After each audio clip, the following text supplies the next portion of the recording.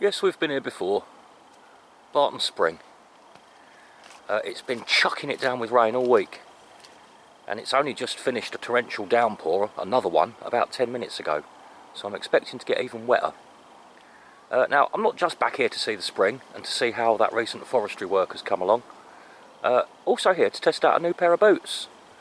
I've got some German Army jungle boots, based on the old US GI Vietnam boots. In fact, they're virtually identical. I'll give you a quick show, look. These ones, you know the type. I bought them for work because I wanted something a bit lighter, a bit more breathable. When you're wearing them 10 hours a day, 5 days a week, those Altbergs can get a bit heavy and a bit hot. Now these are interesting boots. I'm intending getting my feet absolutely soaking wet in the spring so that we can see how they fare. It's a new approach to boots for me. Normally I'm all about keeping the heat in and the water out. The idea with these boots is completely different. You let your feet get soaking wet and the boots do the rest. Can't remember what time of year it was when I was last here, but when I was here there'd been a lot of forestry work going on. They were getting rid of all the ash trees which were suffering from dieback and causing a potential hazard. So they've all been chopped down, and when I was last here it was looking quite bare in certain places.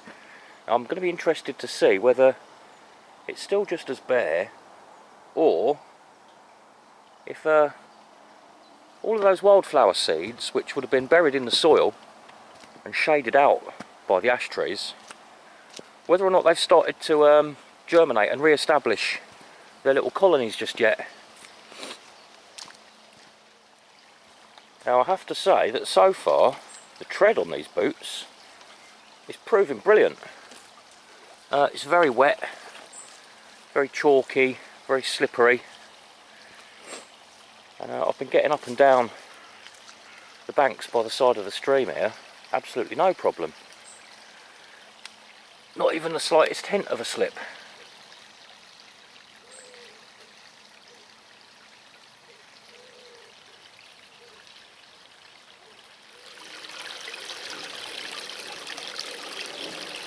One of my very favourite places this. It's right up there with Ivanhoe Beacon, Sundon Pit.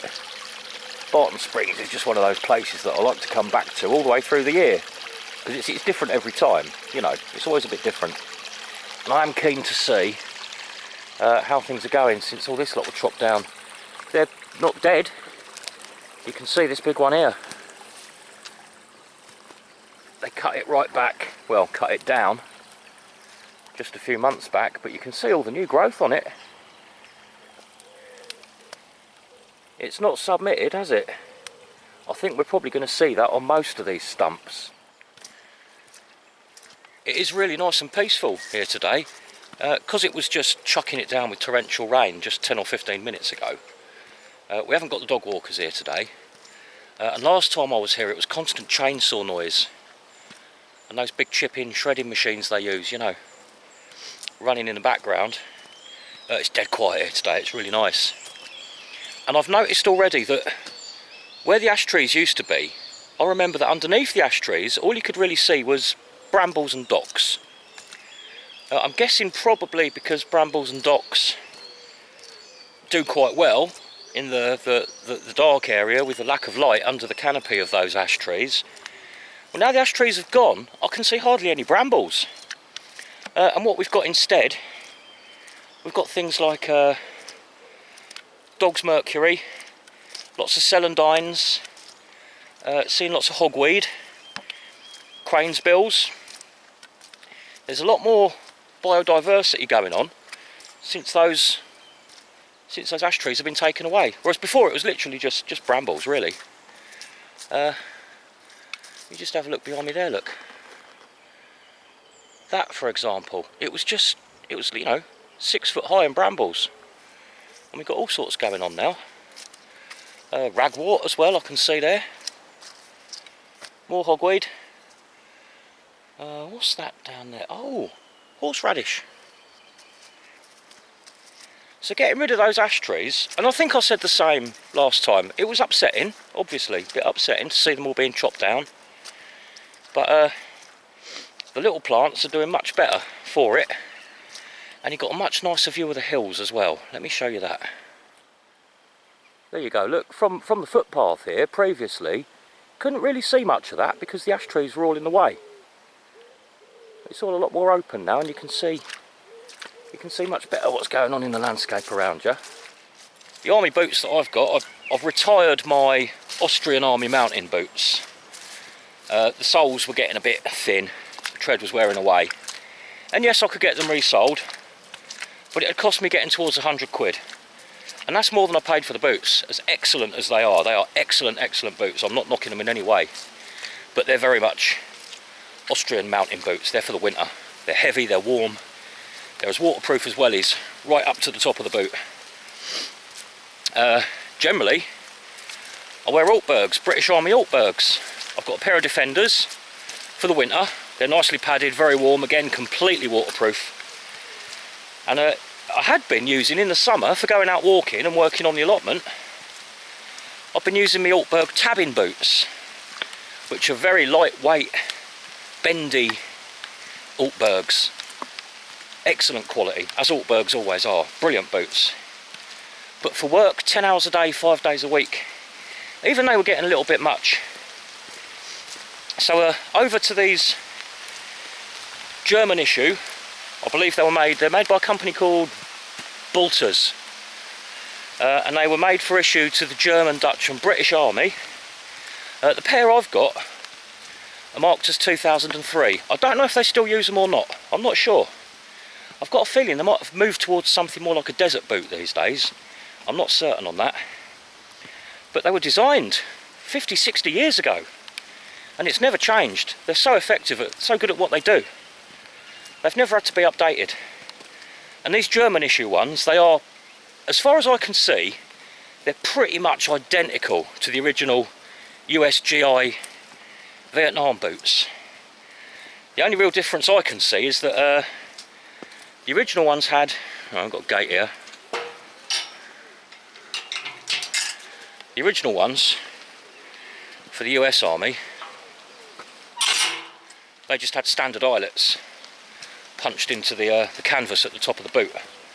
Whereas these German ones, they've got speed lace loops, which is a good thing.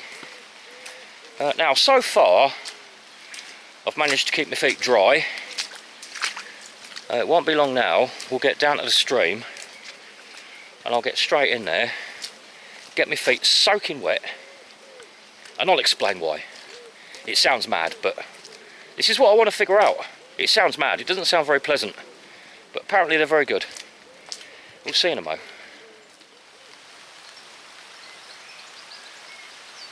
Little bee's getting wet. It's just started throwing it down again. Not quite as bad as it was, you know, sort of 20 minutes or so ago.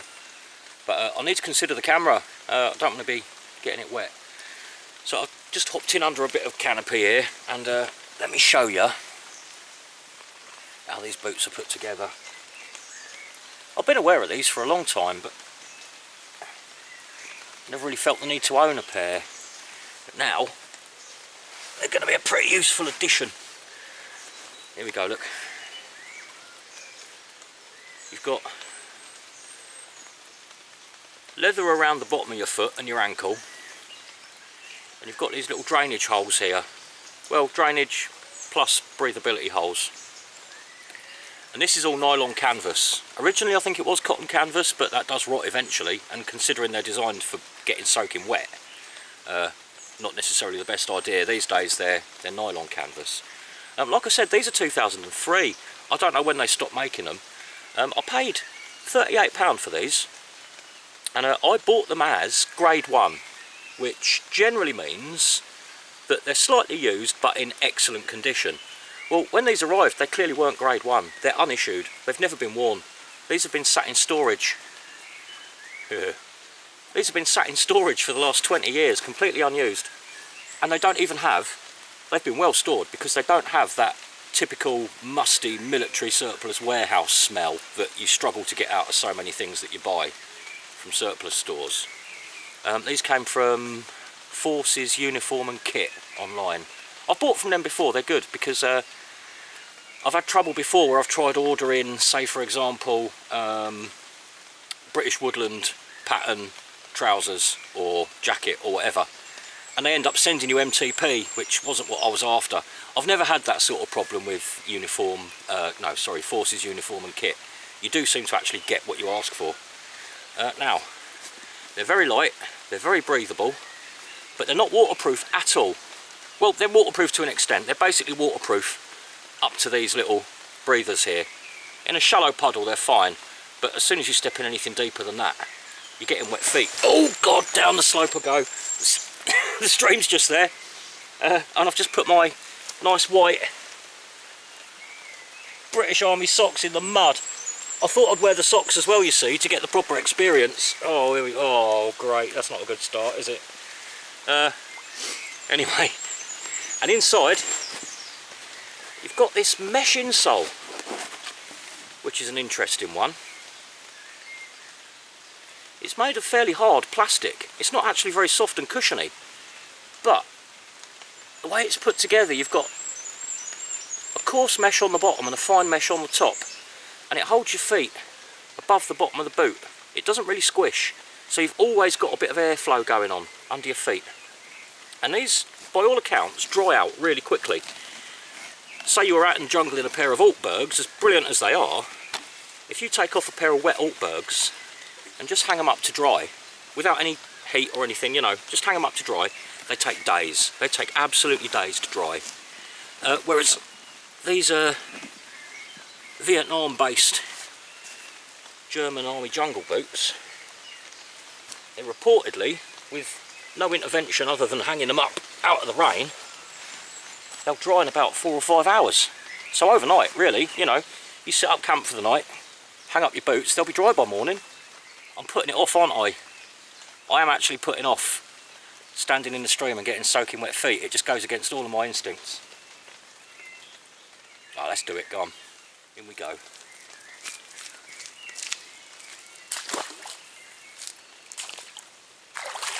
Oh, straight away. Straight away. Oh, God, it's cold. Straight away, my feet are wet. Okay.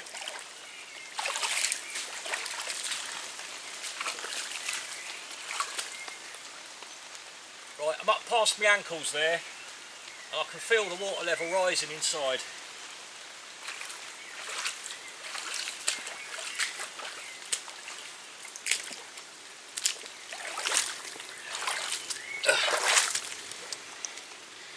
Right, that's my boots full of water and my feet wet.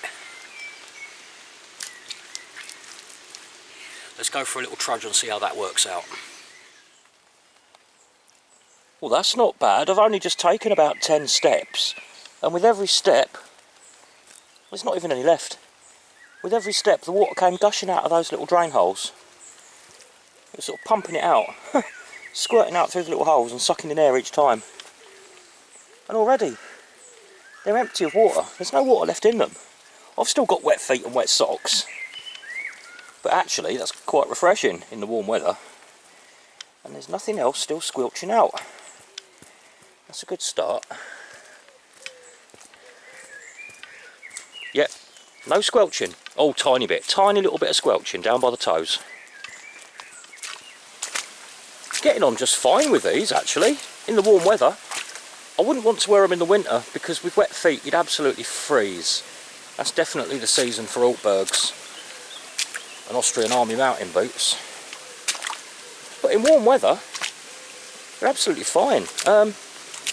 They were originally called hot weather boots. They came to be known as jungle boots after they were used in Vietnam. And it makes me wonder if they were even around before that, you know, in the mangrove swamps of Burma or whatever. Malaysia, wherever else the late Second World War was going on. I don't know if they go back that far or not, but they certainly would have had a place there. I'm getting on fine with these. Wet feet in warm weather is actually quite cooling, it's nice.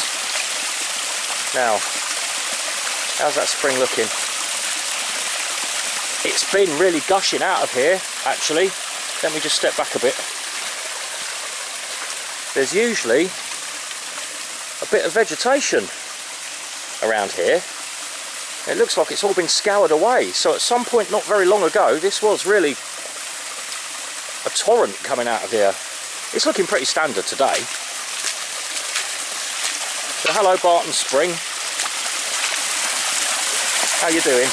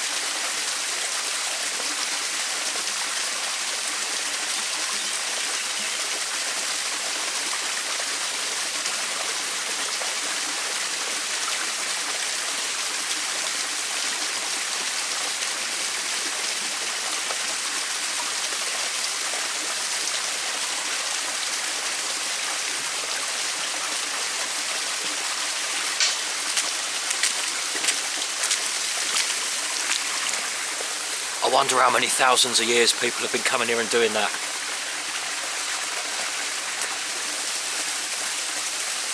There's nothing like tap water. It's absolutely gorgeous. There's people about. I was thinking of bringing my killie kettle today and, you know, having a brew, making a cup of tea. But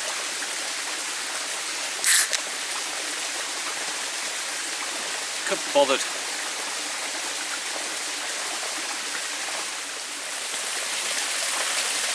You can actually see pretty clearly where the water's been up to lately. If you see this section here, it's got algae growing on it, and it's got sort of soft, muddy chalk on the surface, whereas down here, look, it's all worn completely smooth. There's no algae growing. It's been very recently blasted by the spring water. And all this is here as well, look, you can see that line there, where it suddenly becomes very smooth. That's where the water's been lately. Obviously dropped down a bit again now. I think the best time to come and see it in full flow is probably the very beginning of spring. Late winter, early spring. I have been here before when it's been literally gushing out of here rather than flowing. It's quite a sight, but even this, it's pretty magical, isn't it? Lovely place.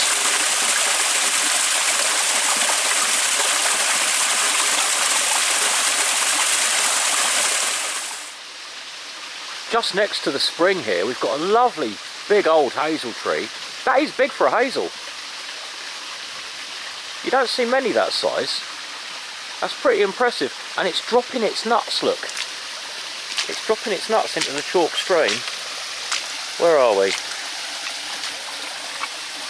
Here's one, look.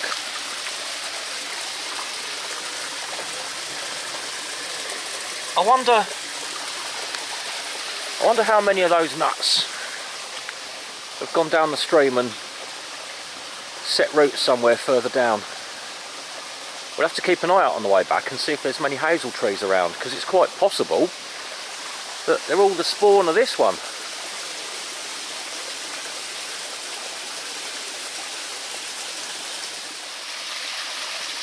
Okay then, Barton Spring. Goodbye for another few months. Maybe I'll be back at Halloween. It's giving me ideas actually, these boots and wet feet. I did buy them specifically for work. Something a bit lighter and more comfortable and a bit more breathable for the summer months. Now when it gets really ridiculously hot, a favourite method of mine of keeping cool is to don a wet t-shirt and or a wet hat. Makes a world of difference. I mean, I'm talking when it gets 30 degrees plus, when it is unbearably hot and you've just got no way of cooling down. Put on a sodden t-shirt and a sodden hat, and it's like you're walking around with a fridge on. Absolutely brilliant. Works brilliantly. So it's got me thinking, actually, if we see any really silly temperatures this summer, which so far we haven't, to be honest, it's been quite a... In my part of the country, it's been a very wet summer, a very wet summer. People elsewhere have been complaining that it's been too dry, especially on the growing front, the allotments and whatnot. I've not had that problem at all. If anything, we've had too much flipping rain. But come summer, I can see myself deliberately making these boots soaking wet every couple of hours, you know, as they start to dry out and your feet start to get a bit hot again. Just stand in a bucket or jump in a puddle or a stream, or if I'm out in the van, I can just use my canteen, take my boots off, pour a bit of water in them and put them back on again. I'll do the world of good for cooling me down.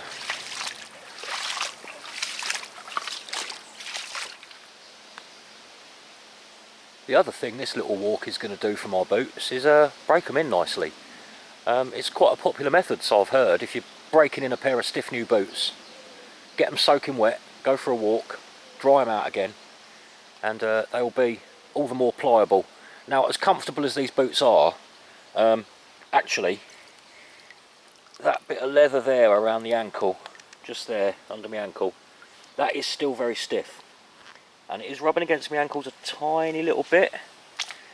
So this wet walk should help to supple that up a bit. I can't actually go much further that way. I could if I really wanted to, but I can't be bothered. There are big tree branches going across down there. So let's go up and rejoin the path.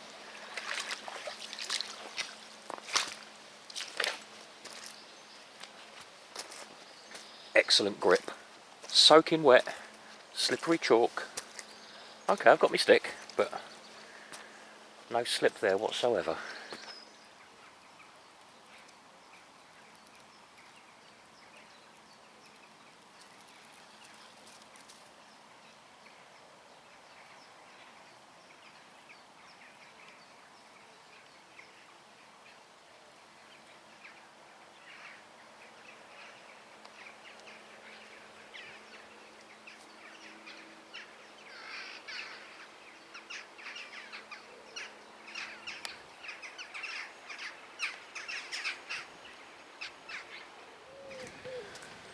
Yep, they've done bloody well, them boots. Certainly, I mean, 35 quid, unissued, come on. That's a bargain. And they're so well made, they're really high quality. Like all my army boots, they're going to last a long time. I won't be replacing these in a hurry. They're quite a niche pair of boots, obviously. They're for a very specific environment, a hot, wet one. Not really what I bought them for. I just bought them as some nice, cool, comfortable summer boots. I won't be wearing them in the winter. I don't like cold feet. But for work and little walks like this, they're absolutely ideal. I'm very, very pleased. They're faring well.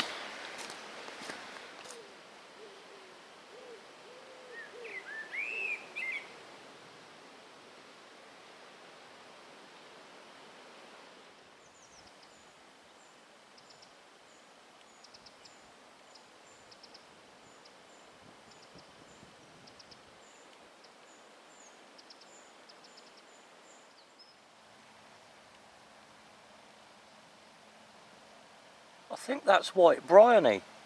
I might be wrong.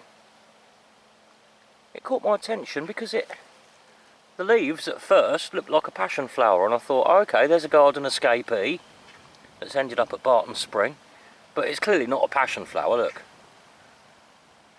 I'm thinking white bryony. If you know better, let me know.